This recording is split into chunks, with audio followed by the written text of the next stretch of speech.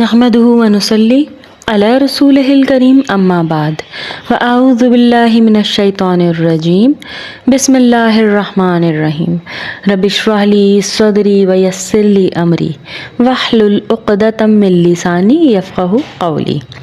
السلام علیکم۔ ہم پڑھ رہے ہیں اس چینل پر مفتی محمد تقی عثمانی کا ترجمہ القرآن اور ان کی بیان کی گئی مختصر تشریح۔ آج اس ویڈیو میں ہم پڑھیں گے سورہ بقرہ کی آیت نمبر 124 سے۔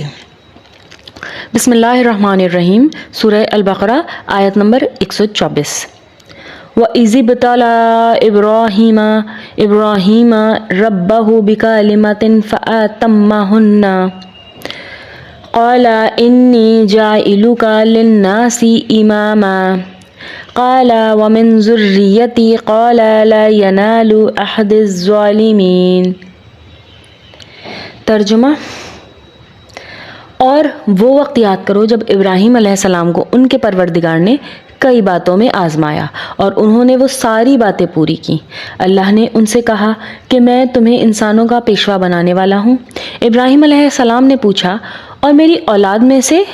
اللہ نے فرمایا، میرا یہ عہد یعنی یہ وعدہ ظالموں کو ان وعدوں میں میرے ظالم شامل نہیں، یا یہ میرا وعدہ ظالموں کو نہیں ہے۔ یہاں سے حضرت ابراہیم علیہ السلام کے کچھ واقعات اور حالات شروع ہو رہے ہیں۔ پچھلی آیاتوں سے ان واقعات کا دو طرح گہرا تعلق ہے۔ ایک بات تو یہ کہ یہودی، عیسائی اور عرب کے بت پرست یعنی تینوں وہ گروہ جن کا ذکر اوپر آیا ہے حضرت ابراہیم علیہ السلام کو پیشوا مانتے تھے، مگر ہر گروہ یہ دعویٰ کرتا تھا کہ وہ انہی کے مذہب کے حامی تھے۔ لہذا ضروری تھا کہ حضرت ابراہیم علیہ السلام کے بارے میں صحیح حالات اور صورتحال واضح کی جائے۔ قرآن کریم نے یہاں یہ بتلایا ہے کہ ان تینوں گروہ کے باطل عقائد سے کوئی تعلق نہیں تھا۔ ان کی ساری زندگی توحید کی تبلیغ میں خرچ ہوئی اور انہیں اس راستے میں بڑی بڑی آزمائشوں سے گزرنا پڑا جس میں وہ پورے اترے۔ دوسری بات یہ ہے کہ حضرت ابراہیم علیہ السلام کے دو بیٹے تھے، حضرت اسحاق اور حضرت اسماعیل علیہ السلام۔ حضرت اسحاق علیہ السلام کے بیٹے حضرت یعقوب علیہ السلام تھے، جن کا دوسرا نام اسرائیل تھا۔ نبی کریم صلی اللہ علیہ وآلہ وسلم سے پہلے نبوت کا سلسلہ انہی کی اولاد یعنی بنی اسرائیل میں چلا آ رہا تھا، جس کی بنا پر وہ یہ سمجھتے تھے کہ دنیا بھر کی پیشوائی کا حق صرف انہی کو حاصل ہے۔ کسی اور نسل میں ایسا کوئی نبی نہیں آ سکتا جو ان کے لیے واجب الاتباع ہو، یعنی وہ اس کی پیروی کریں۔ قرآن حکیم نے یہاں یہ غلط فہمی دور کرتے ہوئے واضح فرمایا ہے کہ دینی پیشوائی کا منصب کسی خاندان کی میراث نہیں ہے۔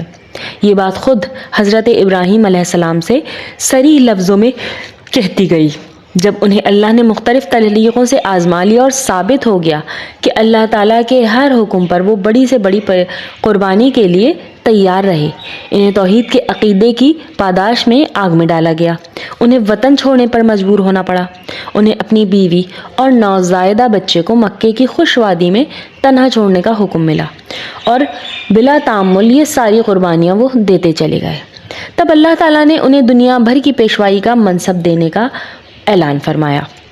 اسی موقع پر جب انہوں نے اپنی اولاد کے بارے میں پوچھا تو صاف طور پر بتا دیا گیا کہ ان میں سے جو لوگ ظالم ہوں گے یعنی اللہ کی نافرمانی کر کے اپنی جانوں پر ظلم کریں گے، وہ اس منصب کے حقدار نہیں ہوں گے۔ بنی اسرائیل کو صدیوں آزمانے کے بعد ثابت یہ ہوا کہ وہ اس لائق ہی نہیں ہے کہ قیامت تک پوری انسانیت کی دینی پیشوائی ان کو دی جائے۔ اس لیے اللہ تعالیٰ نے نبی آخر الزماں صلی اللہ علیہ وآلہ وسلم اب حضرت ابراہیم علیہ السلام کے دوسرے صاحبزادے یعنی حضرت اسماعیل علیہ السلام کی اولاد میں سے بھیجے جا رہے ہیں، جن کے لیے حضرت ابراہیم نے یہ دعا کی تھی کہ وہ اہل مکہ میں بھیجے جائیں۔ اب چونکہ دینی پیشوائی منتقل کی جا رہی تھی، اس لیے اب قبلہ بھی بیت اللہ کو بنایا جانے والا تھا، جو حضرت ابراہیم علیہ السلام اور ان کے صاحبزادے حضرت اسماعیل علیہ السلام نے تعمیر کیا تھا۔